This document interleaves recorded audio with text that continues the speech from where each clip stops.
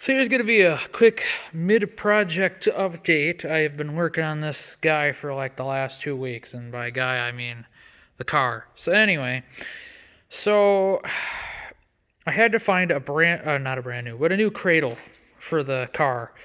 The old one was rotting away, unfortunately. The left side, perfectly fine, nothing wrong with it. You get to the passenger side, I'll just show you, but on the old piece here, where do we got?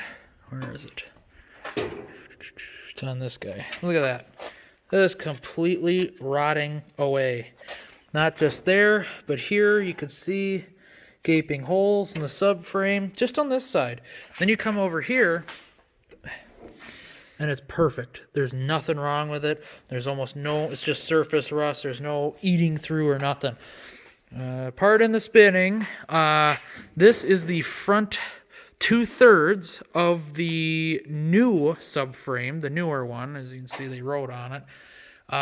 You can see the welded seams are starting to split open pretty good, and the old one, there was nothing wrong with it. It was beautiful. I mean, the welded seams are just, just as tight as brand new. There's a bunch of dirt and crusty loose stuff on top, but had to swap the motor mounts. I had to swap the power steering rack over, which I have brand new. They're AC Delco, but tie rods on them. And then I will be getting new lower control arms. And that's just the start. Let's go take a look. That's the old torque converter. Here's the old transmission. Sorry for shaky camera. I don't know why the video stabilization isn't on from the get-go. Alrighty, so I got new spark plug wires because I was missing the one going from the whatever coil, I guess, to the distributor. That wire, which I have sitting right up here finally. I finally have one of those because I was just using a piece of household copper wire. Worked pretty dang good, I have to say, but it's not ideal. Not ideal. So here's the used transmission I got.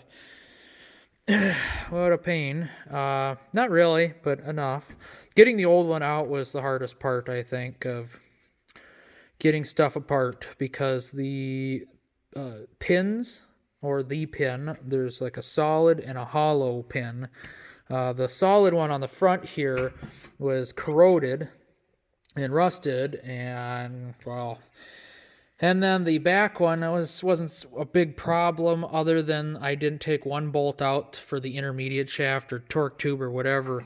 It's a shaft that connects to the output of the transmission and then runs over, bolts up behind the engine, and then the CV axle clicks into that. And that intermediate shaft clicks in like a CV axle.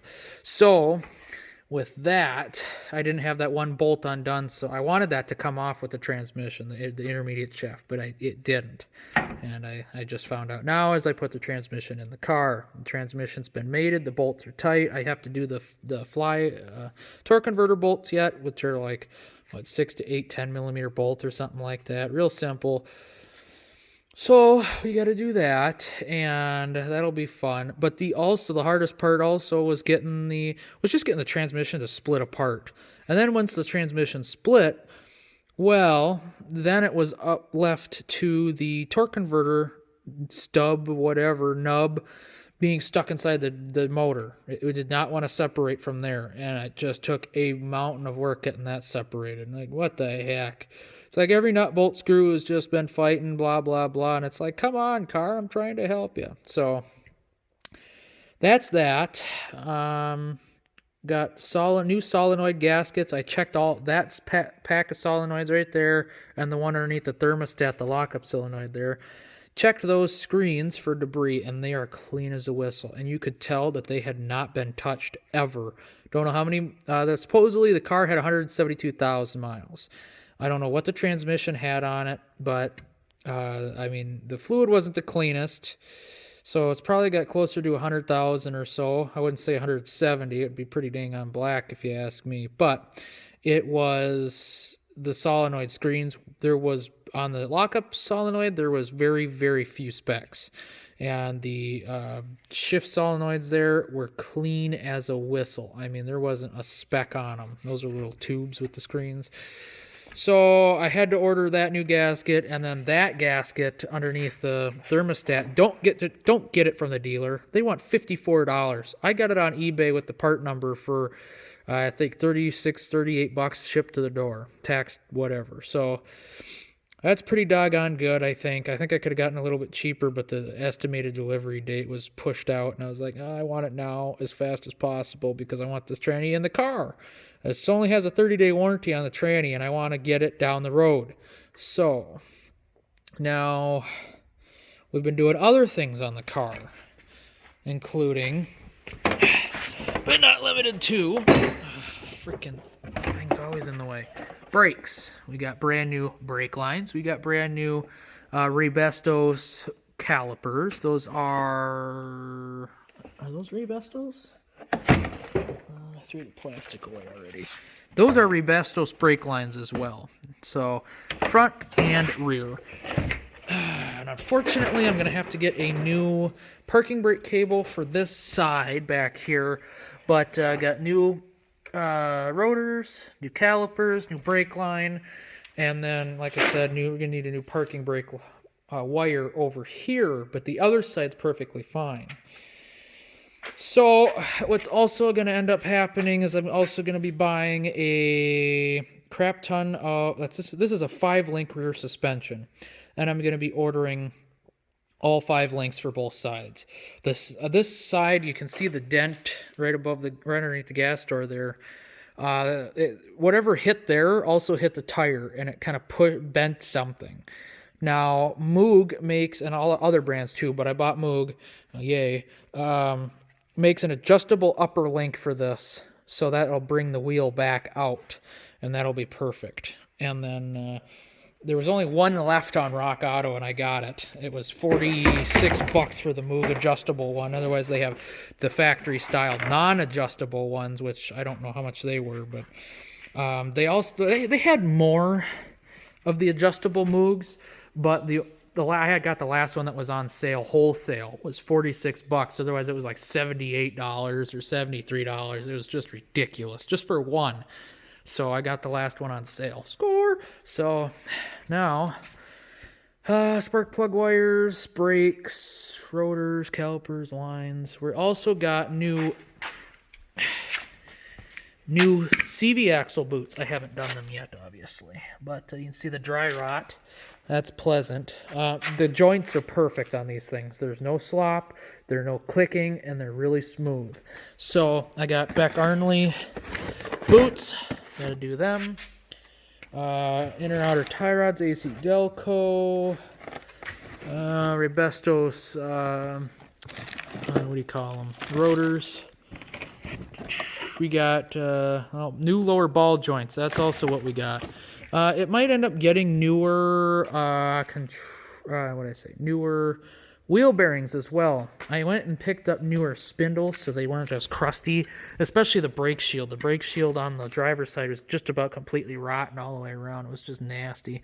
So these ones aren't as crusty. $40 a piece for the front ones. And this brake shield's in pretty good shape. I had to bend the bottom out so it's not rubbing on the rotor and stuff like that. But I put in new lower Moog ball joints, so we'll be good there. We're also getting new Moog upper control arms as well as the lower ones. And then we are, let's see, hopefully the ABS sensors are fine. I really don't want to do those. I tried to get the one out on that crusty spindle I had, and oh my, I could not get it without breaking it. We'll put it that way. I haven't broken it yet, but I was like, anymore, it's just going to break. So, sorry if I'm speaking fast. I got a lot on my mind. Here is the filter assembly is what they call it for the lockup solenoid. That's the $54 one. So, filter solenoid. There you go. Anyway, so trying to find that.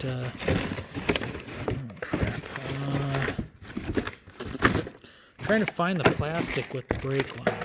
They're floating around here somewhere. What is this? This was the hood release cable I got. And there's the part number for the hood release cable. It was like $12. So now the cable was just kind of getting stuck in the sheath, and now it's new.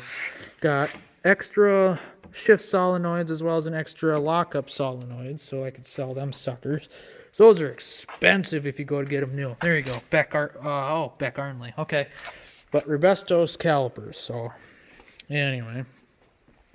New wires, NGK. I really like those. I really like them. Not just because they're blue, but because when you go to put them on, they actually pop on. You can feel them pop on. You do not get that with every single wire you buy.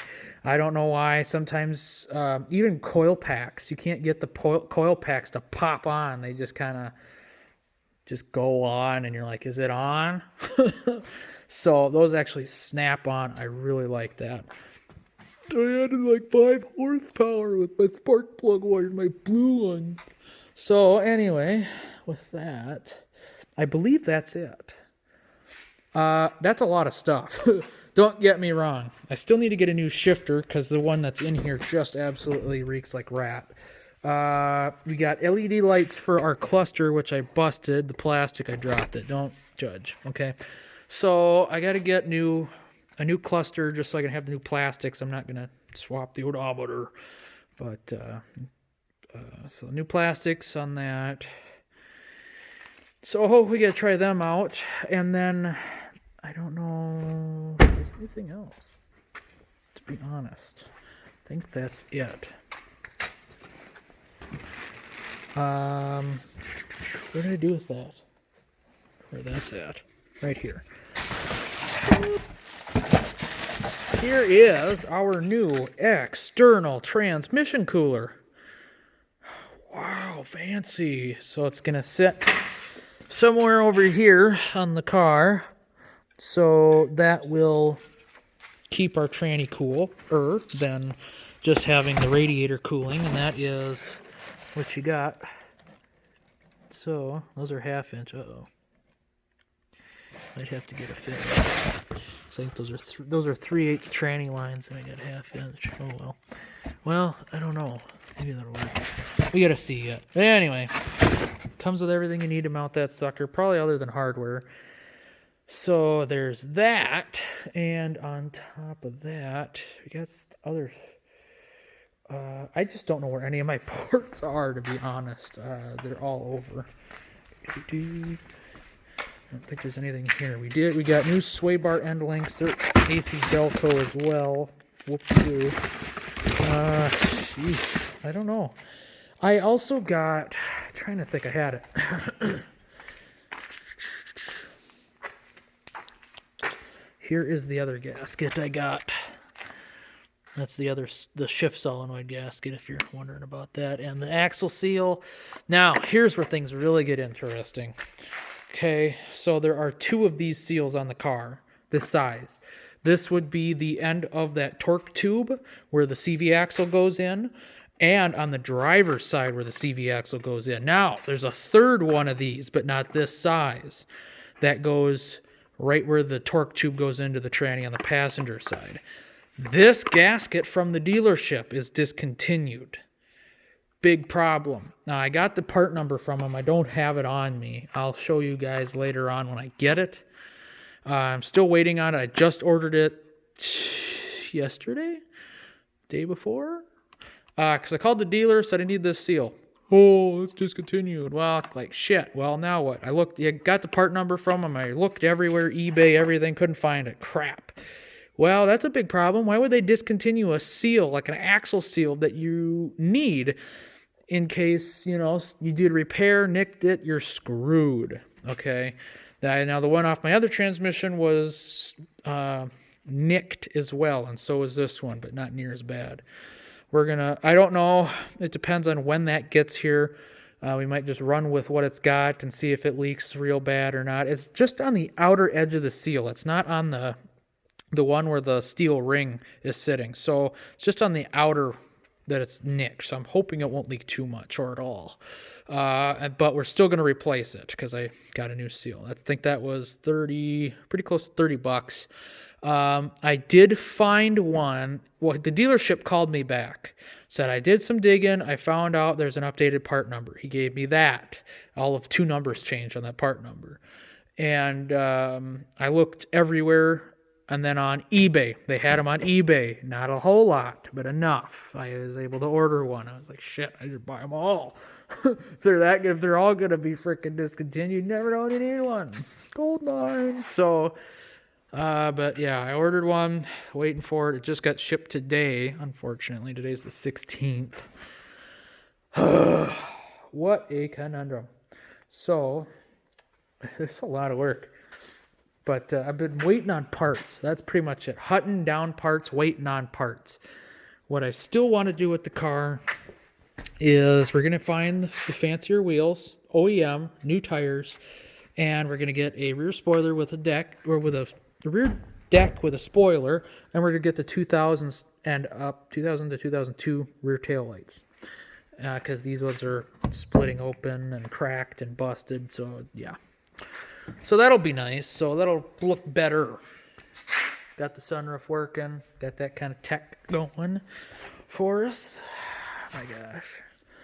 Didn't need an oil change. Might need a head gasket. Who knows? It doesn't overheat, but coolant is going somewhere because it emptied the coolant reservoir. But I did not bleed the system after I drained coolant out. I just filled it up with what went into it and drove it. I did fill the reservoir all the way up, and then it was pretty much all the way empty when I parked it here. And that was over a course of 15 miles. So we shall see. It could have been burping. It never got hot, and it never gets hot. It just stays normal. So it'll be interesting to see where coolant is going. But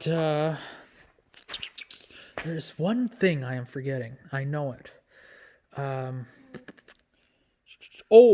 Magnifying. And I wish I knew where that was.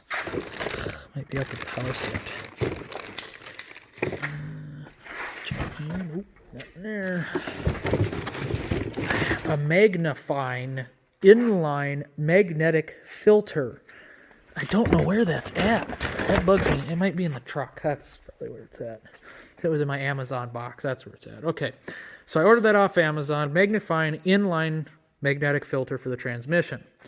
So that will go, I'm planning, before the transmission cooler on the radiator.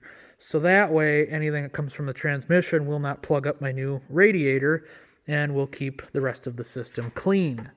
So this thing's going to have an external cooler and a magnifying transmission filter. That's what the Honda people are saying online they did for their V6 trannies.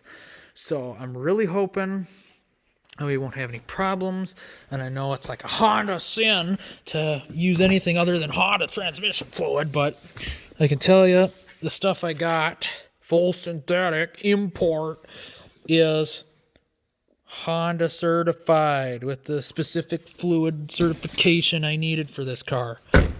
Deal with it.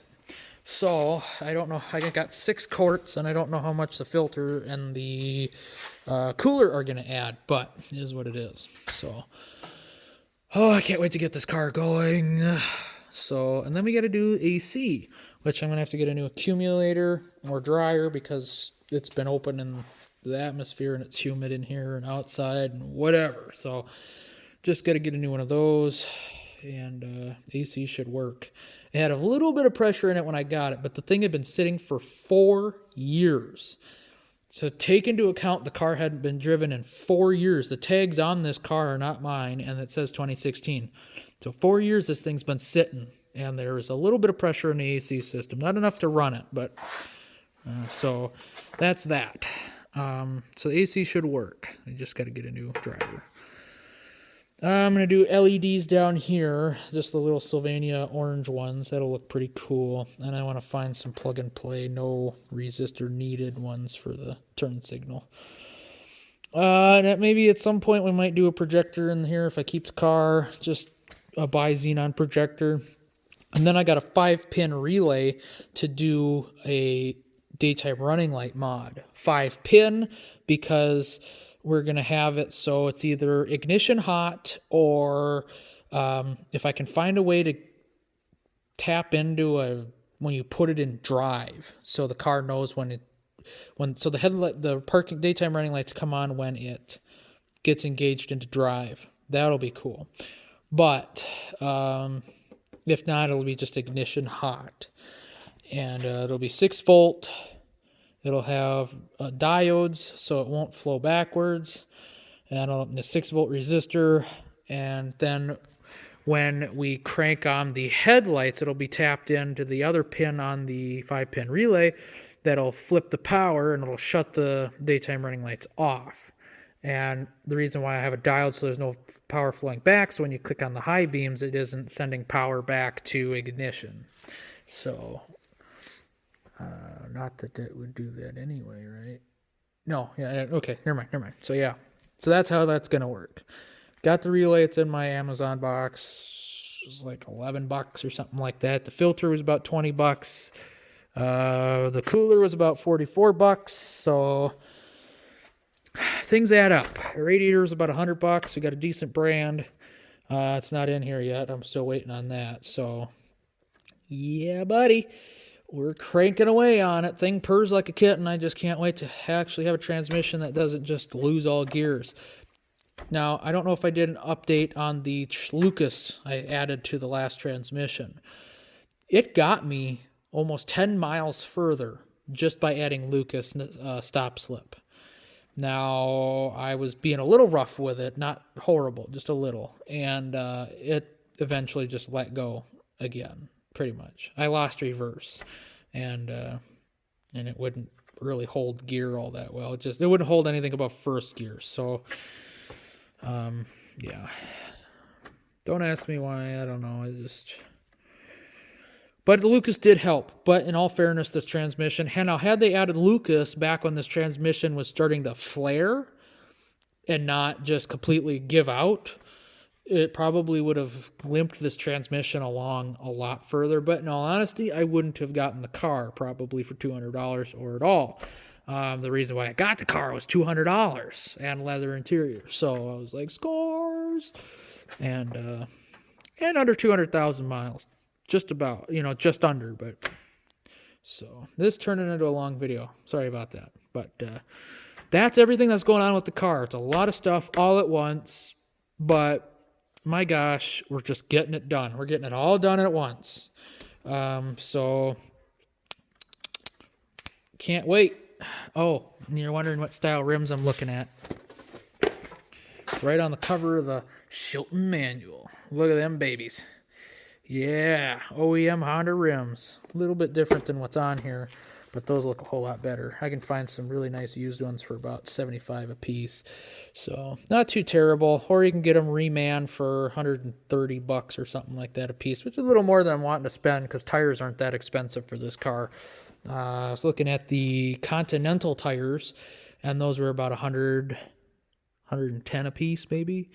Or 105, I don't remember. But anyway, but you could see just how utterly shitty these rims are. I mean, they've had it. I mean, there's no finish left to them, and just peeling away. I don't know if you can still refinish these or not. They're perfectly round, and there's no nicks in any of the rims, all of the bead or anything. The one tire does have a slow leak, but in all fairness, they are weather checking. So I think the rims are good. If you can, I might dabble because I want to get a sandblaster. So I might try sandblasting that or bead blasting, whatever. Recommend what's best if anybody knows what to do. And I might try and refinish them myself. But I don't know. It depends. But anyway, so, because those are decent rims, if you can clean them up and whatever, you can get your money back for buying a different set of rims. So, I'm really looking forward to that. This car is going to look slick. Oh, I can't wait. Like he goes, mint. So, that's why I do mint a lot. It shall be mint. So, rip roaring V6, baby. And then we might have to see if we can find a cold air intake. Not one that leaves it open to the engine bay, but just one that is sealed off from the engine, still sucks in cold air, and that way I can hear the VTEC kick in better, because you don't hardly hear it at all right now. And I watched somebody I'm not going to mention because I really don't like supporting their channel. I only watch his videos once in a very great while, and it's only because he has a Honda Accord now, and he put a cold air intake, and it just sucks in hot air off the engine bay. But I mean, he steps on it, you can hear that VTEC just, just growling away, and it's like, oh yeah, that's good stuff. I miss the VTEC, baby. So, and the V6 sounds so much better than the 4-cylinder anyway. So, because I don't know if I ever even made a video. I had a 98 Honda Accord, purple of all things, in this exact style. I think it has these rims, the sunroof, no leather interior though. That just had cloth, the gray, and it was purple. And but it was a good car. It was in Minnesota for quite a few years, but then it went down to Texas, and I think it had just under 200,000 miles. When I got the car, it wasn't really my car, it was Dad's. He bought it so I could drive it to school and whatever, but we shared it, even though I drove it more than he did. It had 298 or 99,000 miles on it, and I put about 7,000 miles before I blew the head gasket, and it was about every single week. Now I was working minimum wage at McDonald's at the time, part-time, and at $7.25 an hour back then, which wasn't that long ago, it was 2014, but still, every single week I ended up having to replace a freaking coolant hose on that 4-cylinder. I just pissed me off to no end, because you go to O'Reilly's, it's a $35 hose, man. And it's like, shit, dude, $35 is like a tank of gas. Come on. I mean, come on. And I could have done Rock Auto, but obviously the car's leaking coolant. I need a hose now. I need to get to school or get to work. So, yeah, that was not fun. That pissed me off about that car. Every single week I parked it in the parking lot at the apartment. It just coolant to trail, because it was up a kind of, the parking lot was at an incline. Just put coolant to trail coming from the car, and I'm like, you piece of shit. And I beat the shit out of the car and blew the head gasket, and I don't know if the valves weren't adjusted right or something. The car was not the same after we did head gaskets on it, and it wasn't like it held all its fluids, is what I'm saying. Nothing mixed after that. But for some reason, it just wasn't running right. It would almost bog out. And I don't know. It very well could have been the ignition or the coil or whatever that is, because we replaced the cap, the rotor, the wires, the plugs, and the thing would still do it. Replaced the idle air, we replaced a lot of shit on that car, and for some reason it just, be driving down the road and all of a sudden, it was like, don't you dare die on me now. So, yeah, that was the least fun of the Honda I've had thus far. But, in fairness, it had 300,000 miles. So, and it was in Texas for probably a good decade, and, yeah. I think my grandma bought it with 30-some thousand miles, and I think she sold it with a little over 100,000. So, to my uncle in Texas, and who now has that '08 Accord that's sitting out in the driveway right now that I was driving today. That's got a 3.5-liter VTEC. That car kicks ass. Let me tell you what, you step on the throttle on that, and it's just gone. That is nice. But,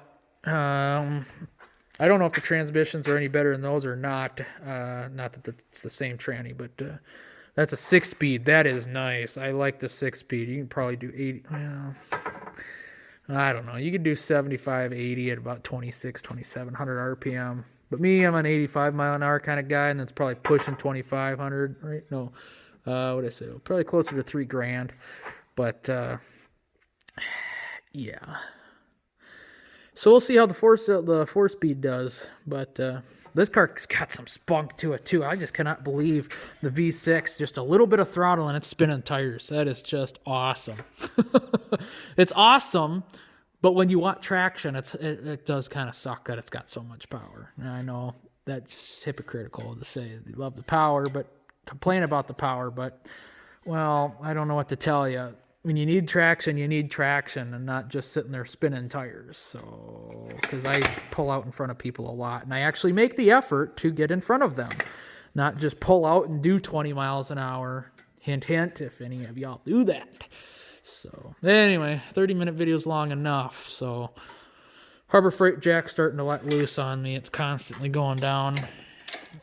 Tranny's sitting on the tranny jack. So, but in all fairness, this thing has lifted two Duramax engines, maybe 3, and a Power Stroke, a 6.0 Power Stroke engine with this same jack. So, and it's been in the truck laying down, this, that, the other, bopped around because it's gone to Minnesota, to Michigan, and back to Minnesota again, traveling on its side, and it's done well.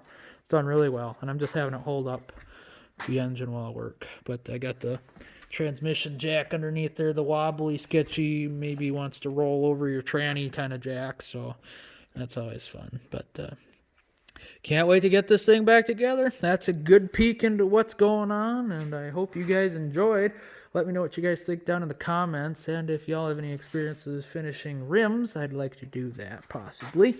So, what's on the list for tools is a parts washer and a sandblasting cabinet, or whatever. So, let me know what you guys think. Thanks for watching. God bless.